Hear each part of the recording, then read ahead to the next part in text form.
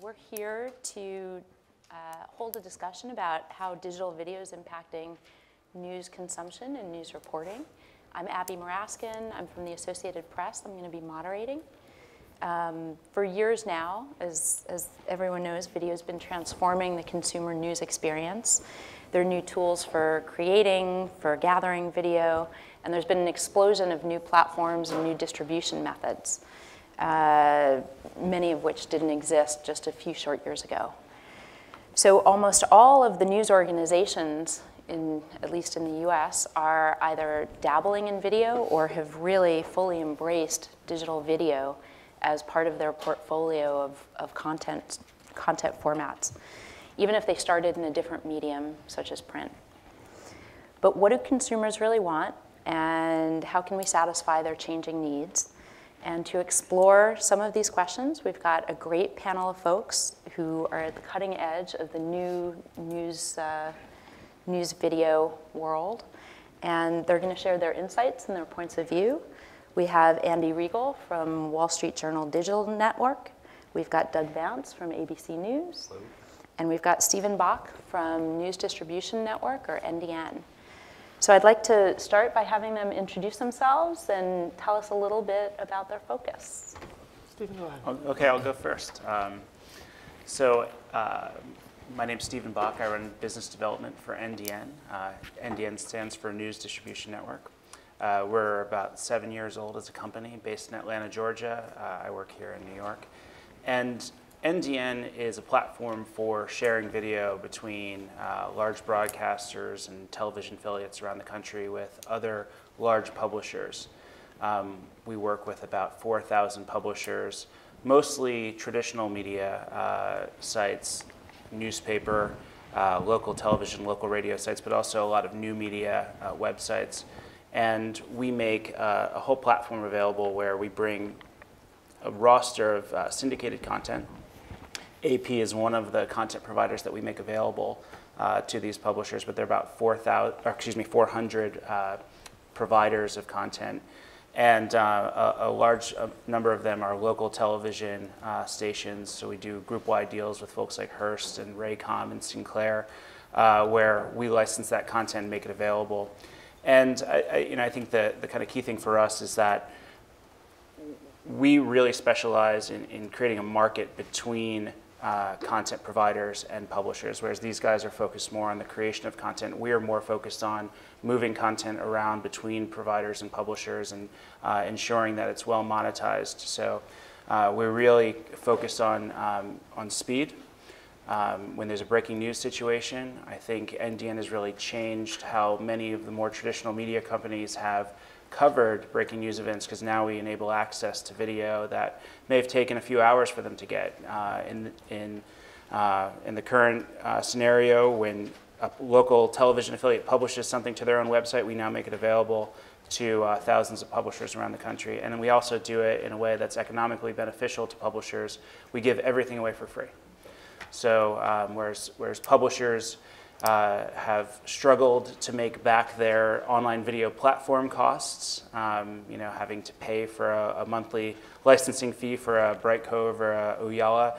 NDN gives the video software platform, the bandwidth, the advertising away, and we actually sell it on a national basis and share revenue with the publisher. So it's kind of changed the economic model for local publishers. Hey everyone, Doug Vance. I run the product development, product strategy teams for ABC News.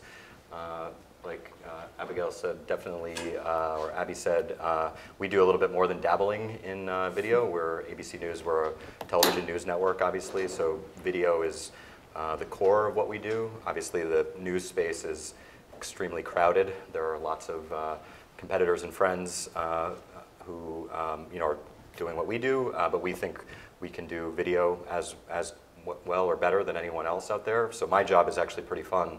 I get to take all the video that our shows produce, our digital teams produce, our freelancers produce, and figure out new ways to package that video, create apps and websites to feature that video. I work to help our content producers come up with new ways to use social tools, to tell stories in a different way. And so it's looking forward to chatting with these guys to hear what they're thinking about video today. I think it's we've seen a huge explosion in digital video consumption even over the last year and a half. 2 years ago, believe it or not, we were having to have arguments internally about whether people would watch video on their phones. I think that was like, I started at ABC about 3 years ago, and there was very little video consumption happening on phones at that time. And then the iPhone 5 came along, iPhone 6 came along, all the great Android phones with big screens and LTE and the explosion of Wi-Fi. And so I think we're just seeing a totally new era of video consumption on phones, connected devices. OTT has been a big topic of conversation for us over the last year, which I'm sure we'll talk about today. And yeah, it's a fun space to be in right now. I'm Andy Riegel. I oversee video production for the Wall Street Journal. And I would say our core mission is to create visual representations of the journalism that's being done around the world and create video representations of that journalism that reaches the threshold that's expected of the journalism at the Wall Street Journal that's been created and refined over about 125 years. Our core focus is to drive traffic to WSJ.com. We're also available on some 35 other platforms, the traditional kind of portals, Yahoo, AOL, Hulu, and then Apple TV, Roku, and many others. And we are the video production arm of the Wall Street Journal, both here in New York and around the globe. And just as the Journal itself has broadened its scope from being primarily business and finance focused, now the paper and the digital website covers everything from fashion, music, sports, politics, geopolitics, pretty much everything under the sun. And so our video team here, and we have teams in Washington and San Francisco, Hong Kong, and London, so that we can cover news 24 hours a day. Our role is to work with the wider editorial to help bring pictures and images, moving pictures and images to their journalism. Great, thank you. That's actually a very good segue. So I want to dive in by talking a little bit about content and some of the choices that need to be made in creating content. On any given day, there are lots of things going on all around the world, and every organization has limited resources when it comes to video. And so there are decisions that have to be made. Do you focus on distinctive journalism or on routine breaking news, hard news, soft news, UGC, live streaming? So what I'd like to hear from each of you, if you don't mind, is how the audience needs that you're all familiar with and trying to cater to are driving some of these programming decisions, particularly when there are trade-offs that have to be made. So, You want me to take that first? Yeah, you sure. want? I'll be happy to. Thanks. It's a struggle. It's for us as content creators. It's a struggle not just every day, but every minute of the day, for just the reasons, Abby, that you've identified. To take our limited resources and identify the stories that are going to have the greatest impact to our consumers. And the Wall Street Journal is a subscription website. You have to pay for it. However, our videos are free. We're cheap. But there's a reason for that. We believe that we can evangelize the Wall Street Journal and its reporting to many different platforms and to a younger audience and so forth. So we're not just producing video for the core or the traditional Wall Street Journal audience, which tends to be a little bit older. We're trying to figure out with our limited resources, what are the stories that we can bring visual representation to. In fact, for quite a while, we would interview our reporters who are quite good and have gotten better over the years at being on camera, but we don't want to simply regurgitate what's in their article. And so we think, and also to Doug's point about the competitive environment, that we need to distinguish and differentiate our video from others. And we think we best do that by utilizing the journalism that we're doing, which we think is distinctive, which people are willing to pay for, and then creating a new kind of interesting visual approach, which I can get into a little bit more later. But we are focusing a little bit less on traditional interviews that you might see on cable news and more on different styles of using animation, using infographics, using data to tell our stories more so than traditional just Q&A interviews, which we will always do, but we're focusing a little bit more on these new styles of storytelling to make our videos engaging and shareable. I would say actually building on like the new styles of storytelling. I think we have the same challenge. Obviously, limited resources. We can't produce high quality packaged video for every story that we might want to cover on a given day or a given hour. One thing that we've kind of uncovered over the past year ourselves, and we're not the only ones doing this, of course, but we've seen that in many cases, one of the strengths that we bring to the table is access. So giving our users access to parts of the world that they might not otherwise be able to see. Stories that they're reading, things that are happening in the Middle East, in Asia, and in Africa, and South America. And what I mean by access is, rather than worrying about sending a production truck there or creating a really high quality, so to speak, packaged video offering, in some cases we're actually just putting up a camera and live streaming from those locations and letting users kind of make their own choices about what they're seeing.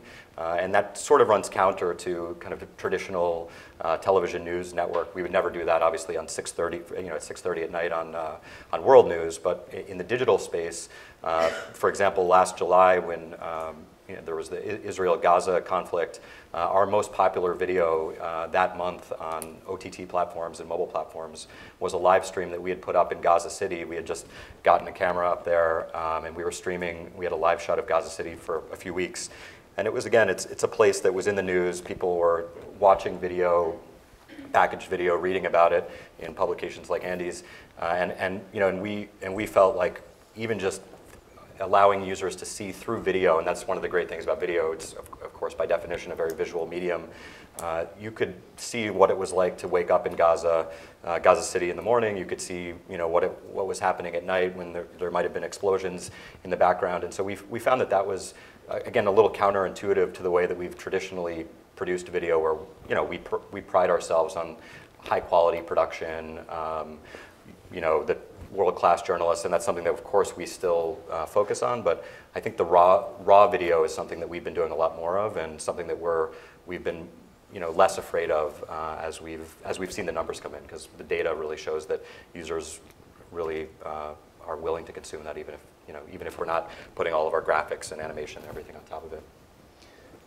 So, I will take a pretty objective view of this, because we actually don't create any content, but we have a pretty good sense of what people want to watch, because our entire company is based on how do we build the most scale possible in any given day. And I'm a TV producer by trade, but I'll take kind of the business approach here and say it's not the pieces with a huge investment in storytelling that are the ones that are driving the traffic and volume on a given day. We just emerged from a couple weeks of these digital content new fronts. And we heard every media company talking about these documentary style pieces that they're going to be putting together and how much they're investing in original content. And, I'm thinking there that, it's the raw stuff that really drives traffic. It's, it's the Joe Biden gaffe. It's, the crazy viral video from Florida or something like that. That's the one that's going to get you the volume. And I would actually throw it back to you, Andy, like,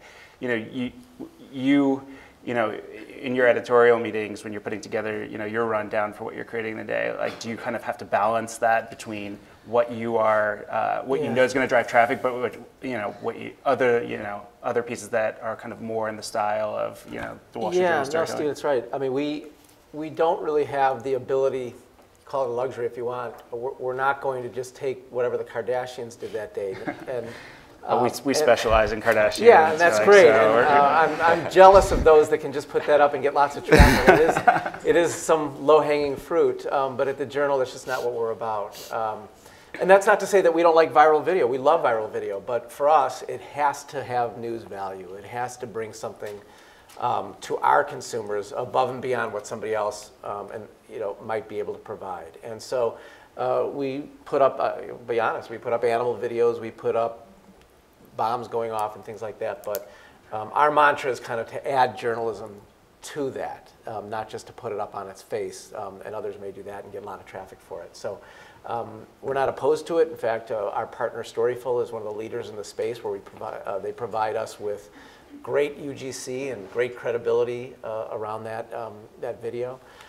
But what we're trying to do is, to Abby's point, is, for instance, two of our most popular videos this past week, believe it or not, one was on income inequality and another one was on Nelson Peltz, the billionaire activist investor trying to get a board seat on DuPont. Not exactly this kind of sexiest, entertaining topics you might ever find, but we found visually intriguing ways and engaging ways to tell those stories. And when we do that, that's how we win. We don't necessarily win by doing the easiest thing or the thing that everybody else is covering. But when we find what we think are important stories that people will benefit from and feel smarter about after they watch our video or read our stories, that seems to work best for us. So it's not always for us. And we do in our story meetings thrash out, what we're going to cover that day. And a lot of times there isn't great video, so now with new software and new graphics and animations, we can tell stories in a way that we never could before, that we would have passed on before because it just didn't have a visual component. And I would say also, just to add to that, I mean, bringing the brand forward, I think one thing that a tool that has become available to our journalists in the past, really only in the past couple of years, 2 or 3 years, is that we've invested at ABC heavily in digitizing all of our content going back into the early 1960s. We've been around, obviously, for over 50 years, and I think everything new is old, when we're telling stories about what's happening in the Middle East or what's happening with the royal family, I mean, it can go from entertainment to politics to international news, whatever. We've actually started infusing a lot of our coverage with archival content. There's this sense of nostalgia is really popular again with through social networks, and so I think that's when Andy talks about the strength of the journal brand. I think that's something that we see from an ABC perspective, is that we can say yeah, we did that interview with Robin Williams in 1979, and so when he's tragically in the news, we can show you all of the poignant interviews that we've done with him over the last 30 years, and I think that's helped kind of create a new form of storytelling where we can use video from today and infuse it with video from 10 years ago, 20 years ago, 30 years ago to provide some more context. And again, that's really helpful from a visual perspective. It's just there's something really powerful about being transported back to the 1980s, the 1970s, and we've seen really great success with that as well. Do you create different video for different platforms specifically? Or do you decide it's going to be the same story, you're going to cut it differently for different platforms? How do you kind of balance the need to have content that is perhaps platform appropriate for different devices? Yeah, we've tried that, and we have better success with the platforms where we can curate it somewhat. For instance, YouTube, there's no real curation. You just put it up and hope for the best. So yes, to a certain extent, we don't create a specific video for a specific platform because we're on 35 platforms, and we just don't have the resources to really customize. Occasionally, a platform, one of the big portals will say, hey, we'd really like more politics or something, or can you guys do something on this, and we'll do that, but not a lot. And so what we are doing, and maybe we'll talk more about this in a little bit, is we are customizing for social media. So we are cutting certain things for Instagram or Vine and Twitter and Facebook. So in that case, we are customizing, and I think probably like everybody else, certainly ABC News, I'm sure, we're all trying to figure that out, and I'm not sure anybody's got a formula that makes that work, and it's iterating almost on a daily basis. But so yes, in social media, we're customizing short form material, but for the most part, on all of our platforms, we're pretty much sending it out and then allowing the Yahoos of the world to decide what works best for their audience.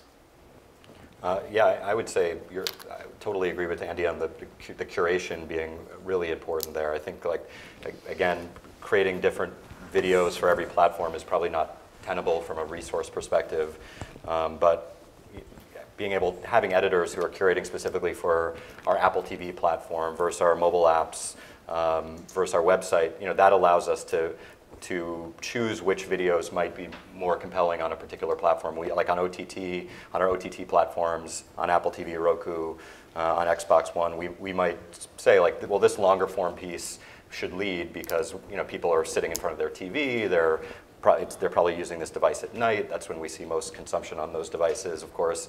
And so we'll lead with that. Whereas on a phone, if we're creating a playlist of videos, we might not want an 8-minute long video leading, because that's the only video that person would watch if they would even make it through the whole the whole video. And so I think, we're doing things like, at night on your phone app, we have this feature we call Daily Rewind, which sort of recognizes that, in this day and age, you've probably already read everything from the journal by, 8 o'clock at night. You've been on Twitter or Facebook all day. So we're probably not going to be able to tell you something new when you're checking in on your phone or tablet in the evening, but we'd like to package up like what are the kind of the most visual stories of the day. I think you mentioned before, like we don't want to just have our reporters standing behind the camera or sitting behind a desk. It doesn't really, it's not really that interesting, especially when you're on a device like a phone or tablet. And so we'll just look for those most visually impactful stories of the day and package them up. And I think those might have lived all over the place throughout the course of the day, but through curation, we're able to kind of put together a collection that is meaningful in its whole. Yeah, we don't create any content again, but we certainly do focus a lot on curation and how we package all of this video that's coming in on a daily basis. There are 4,000 new videos coming in to NDN every day, and that's just a fire hose. And the weather report, in Omaha, Nebraska is probably not the most relevant thing to everybody, but there are some providers more of like a national, international focus that tend to get curated more, and we have such a diverse partner set, powering video on most of the major newspaper sites. We've got the New York Daily News and the Omaha World Herald, and they have different editorial sensibility. So going back to the Kardashian example, we might be a little heavier on the celebrity tabloid here. It's okay. I get it. That we actually have two playlists. One is like bikini heavy. One is like bikini light. Given all of the news coming in from E! Entertainment and Entertainment Tonight that flows through the platform. So the different kinds of curation. Another important one though, you mentioned the time of clip. We have continuous play playlist, and NDN actually powers the continuous play playlist for most of our partners, which is a really important lever for positioning different pieces of content. And again, our goal is scale so that we can drive additional traffic and be able to create more inventory. So one of the things we're very conscious of is the length of those items in continuous play. And we don't want to have the next item, if you've watched a 2-minute clip, have the next item be 8 minutes long. You want to keep the user engaged. The editor-in-chief of the Weather Channel, which is one of our content providers, guaranteed me if I put his video number one, he's a little self-serving in that regard. If I put his video number one, I would get more number two views than any others, because they actually focus more on their content duration than any other provider. If something is getting less than 60% of a content complete rate, they'll actually recut it, which is not a practice I hear very often, because they're so concerned with people getting through that clip and getting to the next video, keeping that user engaged. So let's talk a little bit more about distribution and promotion, which you've already sort of touched on.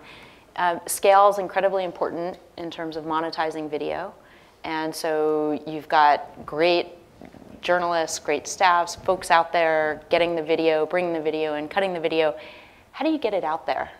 Sometimes you may have to negotiate for promotional placement on other platforms within your company. It might be social media.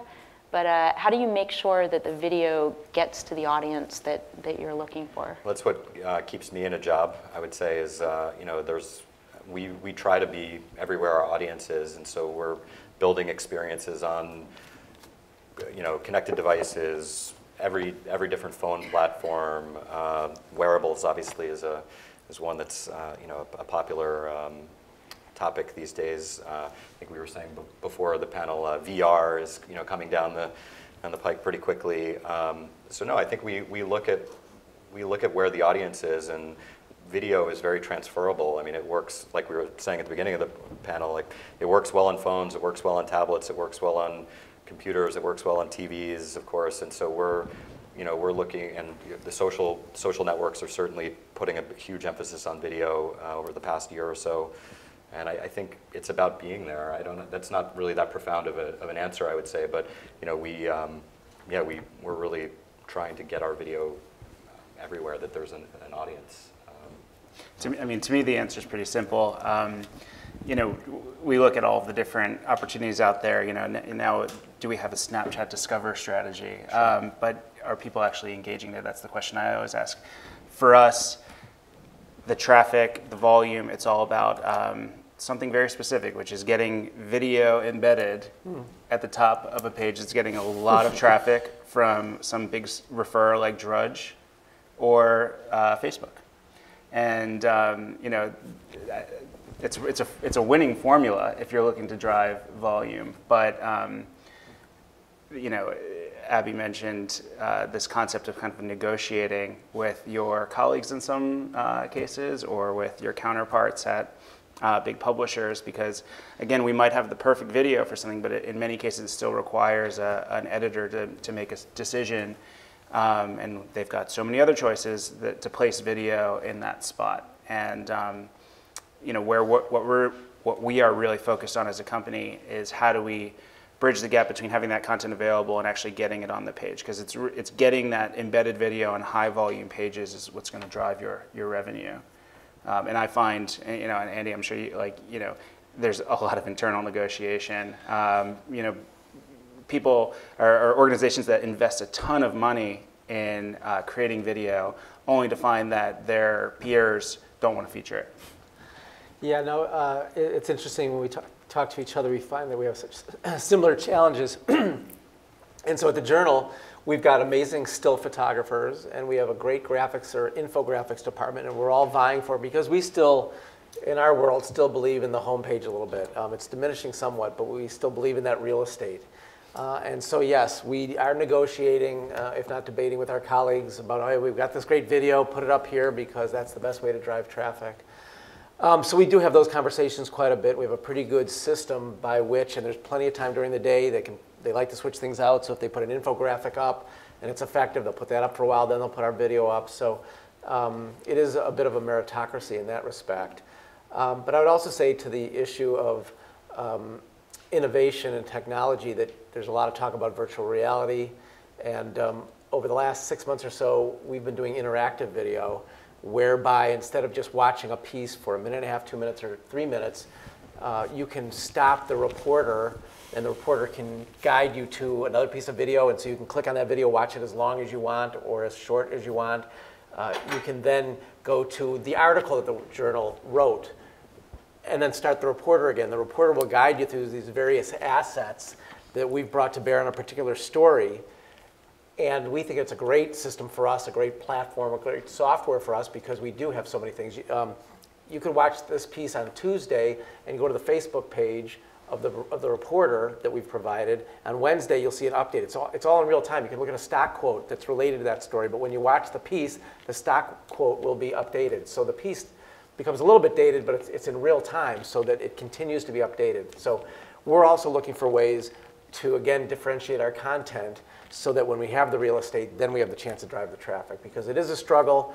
There's so much competition out there. You can't just do it by virtue of placement. You have to do it in a way that people are engaged by it and want to share it with their friends and family.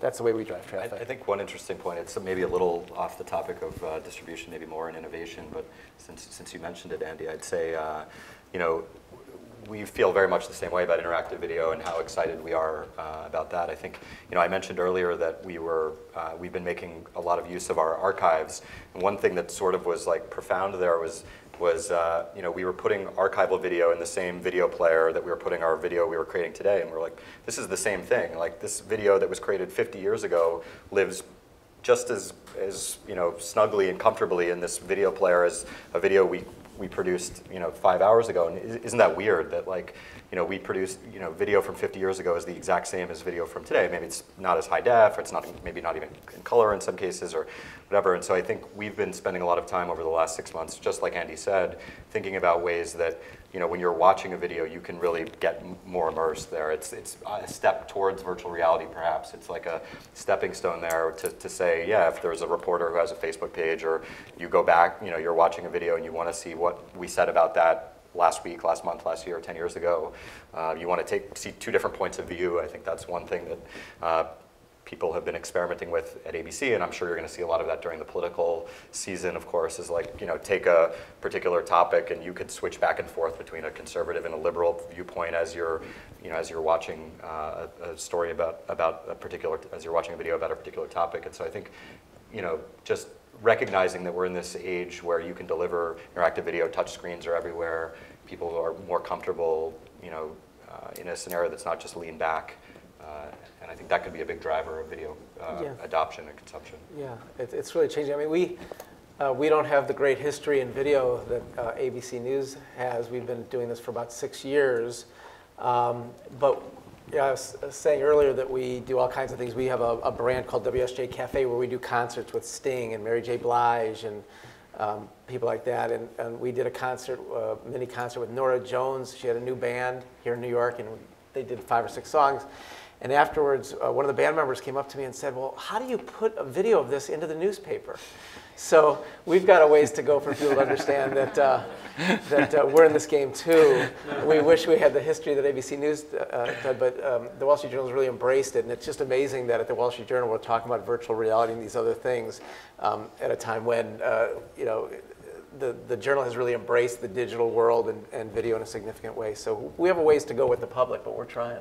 Now I think Stephen probably works with some folks he works with folks who are on the cutting edge, but as well with folks who are maybe not as advanced in terms of their comfort level with video, and a lot of traditional print publishers, and anything there that's interesting in terms of the innovation around distribution or this sort of story-centric approach? Yeah, I think that we work with a lot of very small markets, and the attitude towards video was like, let's put HD streaming video of the local lacrosse game on my website and have no monetization associated with it. And I think people are getting a little more sophisticated in understanding what drives traffic and revenue. I was on a call yesterday with the head of digital for Berkshire Hathaway Media, which owns about 75 publishers, and they've really doubled down on things that their users will like, which are, they're not trying to do the Tulsa take on what happened outside Philadelphia with Amtrak. They're really focused on covering local entertainment, things like that, and then leaving it to the vast array of complementary content from third parties like AP or Reuters or Bloomberg, to fill in the gaps there. And I think that that's something that we've seen evolve, where people were trying to do everything at once, and now they really know that they can double down on their specialty, which is just in their market, and not try and do too much, not try and create 50 videos a day. So we touched a little on innovation. You guys want to give everyone a peek at what you'd be looking at in the next couple of years, like where you think the innovation is going to come from, and what's a little bit over the horizon? Now that UGC is mainstream, now that mobile video is acceptable and mainstream as well? I would say one thing, I started at ABC at the end of 2011, really kind of gearing up for the 2012 election cycle, and back then one of the big buzzwords was like second screen, that second screen was huge, and as a TV network, we're always trying to think about, we have these people, we have a huge audience watching our programming on their television, how can we engage them further? And we saw during the 2012 election cycle that we experimented with a lot of different second screen ideas like polls and social plugins and things like that. But the problem with some of those was that the second screen was distracting too much from the first screen. Like if you wanted to watch a debate, for example, like we'd be pushing polls and factoids about what the people were saying, what the candidates were saying during a debate, and then realize that we were taking attention away from the debate. People weren't really enjoying the debate as much. They weren't understanding what was being said as much. And so I think one thing that we're trying to innovate with as we move into this next cycle is how we can layer social data, layer interactive experiences on top of the video. Again, just like we were saying before about interactive video in general, like that could relate to live video too, which I think is something that we're going to be experimenting with a lot more, is making the first screen really interactive, and knowing that people are still going to have, our viewers are still going to have their phones out, of course, and tablets out during during our television programming, but they might just be on Twitter, or they might be on Facebook, then and trying to drive them to a branded experience there might not be the best use of our time and efforts. Whereas if we have their attention on a main screen, how do we make that really interactive and offer something new that wasn't able to be done before, IPTV and over-the-top experiences and things like that. So I think that's something I'm personally very excited about, again, as like the product guy,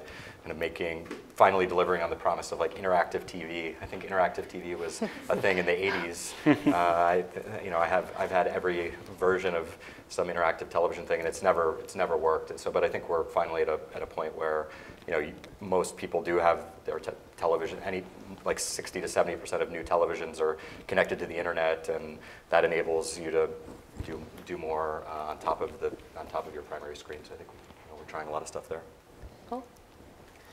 Yes, from our standpoint, other than the things we've kind of touched on already, I would say that the technology is going so fast, whether it's Periscope or other kinds of things like that. We have the advantage of having 1,800 reporters and editors around the world who are on the ground.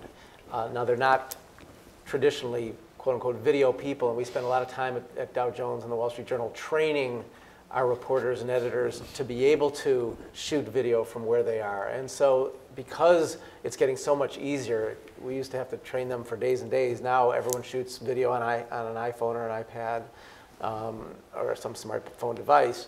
And so pretty soon they'll be able to broadcast live from there. Now, we wouldn't put it on the air right away, but I think the advantage for us in having reporters around the world just being able to go like this from where they are, I think is going to be a huge advantage at a time when the economics of having big bureaus at the networks, and Doug could speak to this, I mean, those days are kind of over in many respects, but the ability, as opposed to pulling up a truck, to just go like this and take people to a protest, take people to a refugee camp, whatever it might be, is truly amazing, and is, I think, going to revolutionize the way we cover news.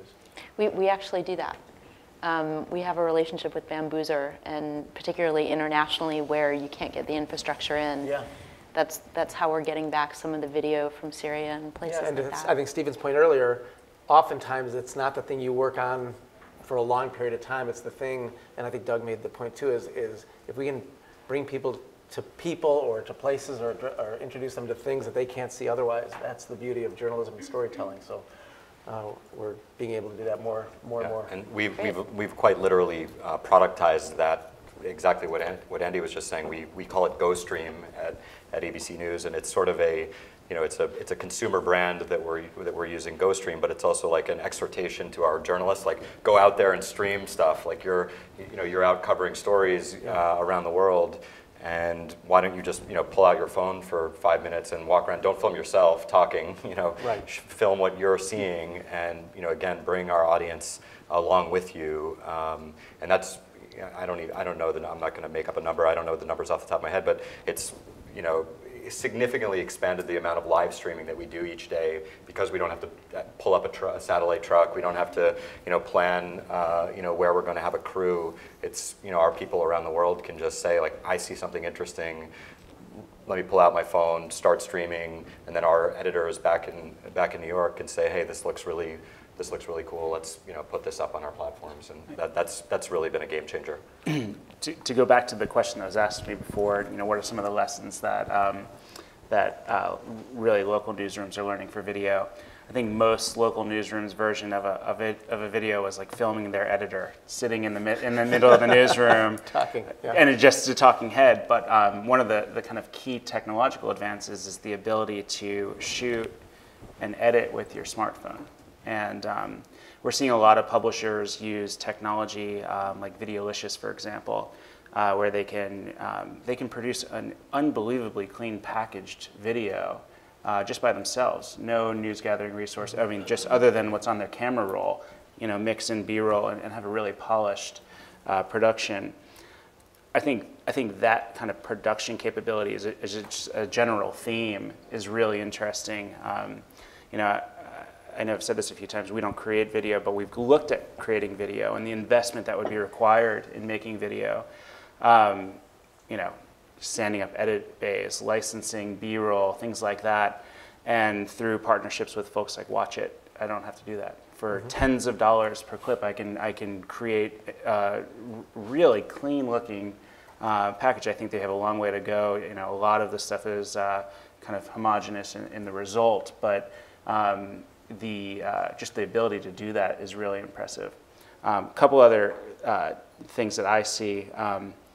First, you mentioned Storyful, and I think this is less of a technological innovation, but more of a business innovation. You're seeing people who are finding trending UGC content and getting it out in a really managed way versus kind of the Wild West atmosphere. I mean, we as a company actually like kind of pushed away UGC. It's actually in our content agreement, don't send us UGC. But now we're doing deals with companies that only license us UGC because it's gone through a really heavy editorial vetting process. You know, there's so much content now that originates with a YouTube or Facebook upload that's getting much of the attention. And then the last thing, you know, kind of going back to that idea of how do we, you know, once we create the clip, how do we actually get it on the page? What NDN is really focused on, because we have limited control over what our publishers do, is investing in technology to help automatically get video into the story. So we have 2 offices in Palo Alto and Pasadena that are all machine learning guys and data scientists, and they're focused on things like semantic analysis of the text on the page so that we can create a really accurate recommendation for an automated embed.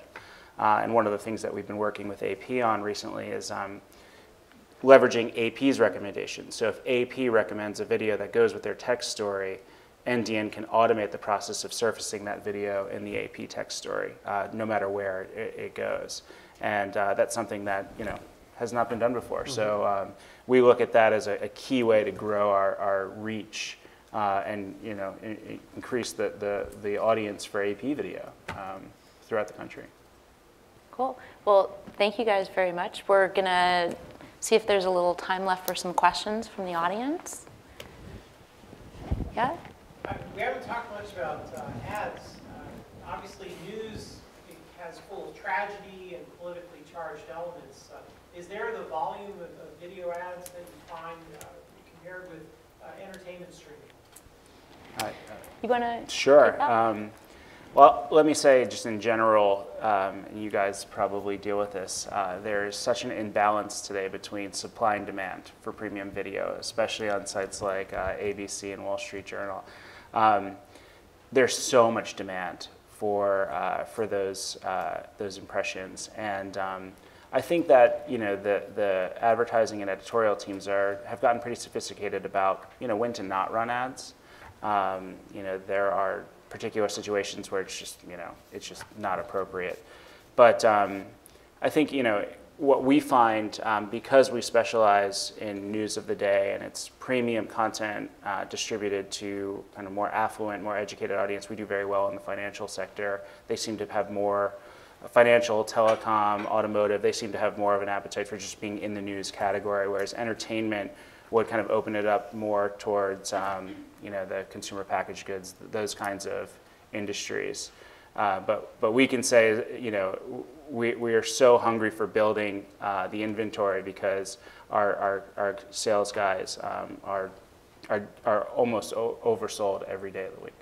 I mean, would you guys agree with that? Absolutely. Yeah, I mean, I think it's, you know, it's like you said, it's built into our CMS that, you know, there are specific videos, or especially around some live stuff, that we just won't run ads in front of, and that's a choice that our editorial team has, and, you know, they've gotten very sophisticated with that. But yeah, there's just such a high demand that you'd be surprised. Most of our video we do monetize. I think there's a big question around formats of monetization. That's something that I talk about a lot with our sales team, like the tyranny of being at a TV network, like the tyranny of the 30-second pre-roll is something that you know, drives me crazy as a user. I'm a big news consumer, and I like to watch a lot of news video, and so I think we're trying to experiment with, you know, a lot of new formats for pre-roll. Some of it can be, you know, as simple as like 5 seconds instead of 10 seconds or 15 seconds or 30 seconds, but, you know, also overlays and sponsorships and things like, or, you know, and ads around video. I think, you know, we're really interested in, it's a big focus of my team, and kind of how we can come up with new ways to provide sponsor experiences or ad experiences around video. And it's not just do we advertise or not on clips. I mean, our team will look at keyword-based targeting. So if Farmers Insurance is one of our advertisers and there's something about a tornado or something like that, we make sure that ad is nowhere around that, or Delta with anything to do with the airplane industry, things like that. So given like taxonomy and keyword targeting, you're pretty safe most of the time to run an ad. Yeah. Two-part question about UGC. So, while I guess our tolerance for quality is maybe expanded a bit, do you have techniques for getting around UGC quality that's coming in? And then the second one is, how do you get around the legal issues? How much of UGC do you get in and you can't use because it's got a minor or whatever the case? So the question, sorry, they want us to repeat the questions. The question is twofold. One has to do with the quality of the UGC. Are there issues that come up due to quality? And also, how is it cleared?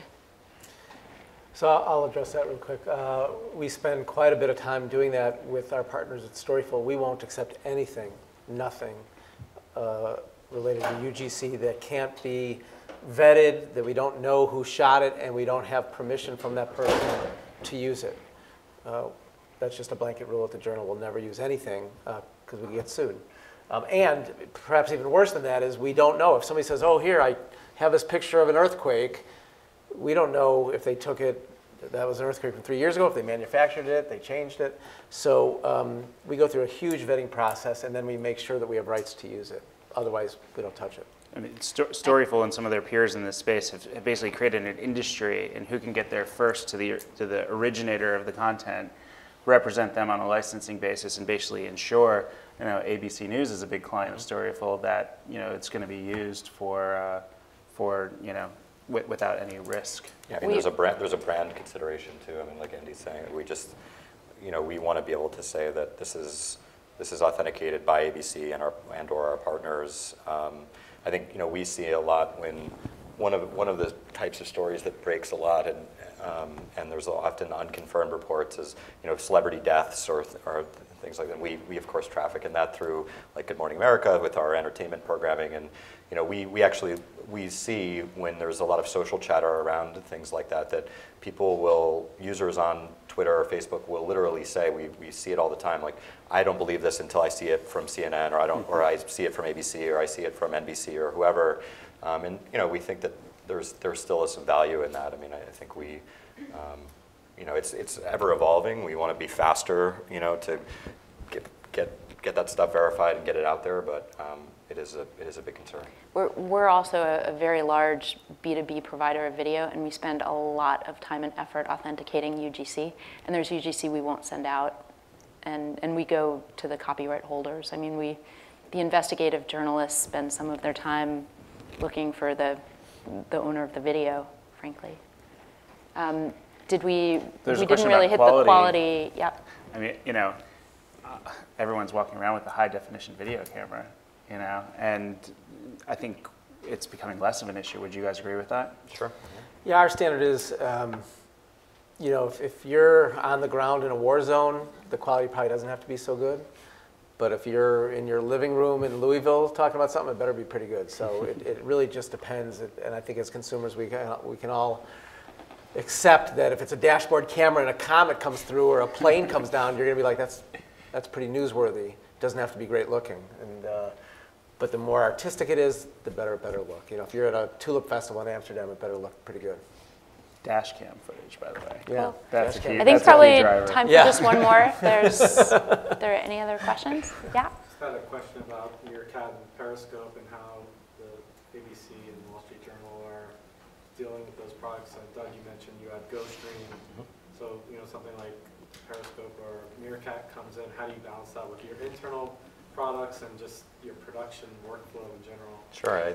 So the question is, sorry, the question is how to balance into the workflow some of these new technologies like Meerkat and Periscope. Yeah, it's interesting. I mean, I think we launched this GoStream initiative late in 2014, and then obviously early this year, it's Meerkat and Periscope have really hit the scene, and so I think you know, we're still figuring out exactly how we integrate those platforms into our existing workflow. There, you know, someday there could be APIs involved, you know, that allow us to have our journalists film once and have them, you know, have the video distributed to multiple platforms. That's something that we're very interested in. And so I think we're in this kind of age of experimentation right now. It's really fun, and it's something that we really believe in. We think this like authentic live experience that doesn't have to be, again, super produced, has a real place in digital video consumption.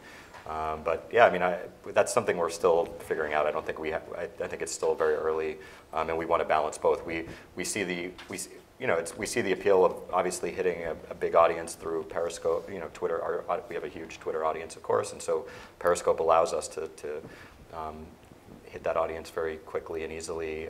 GoStream meets, you know, needs on our own platforms, and so how we balance those, I think, is still a bit of a work in progress. All right. Thank you guys very much. Appreciate your time, and join me in thanking the panelists. Thank you, guys.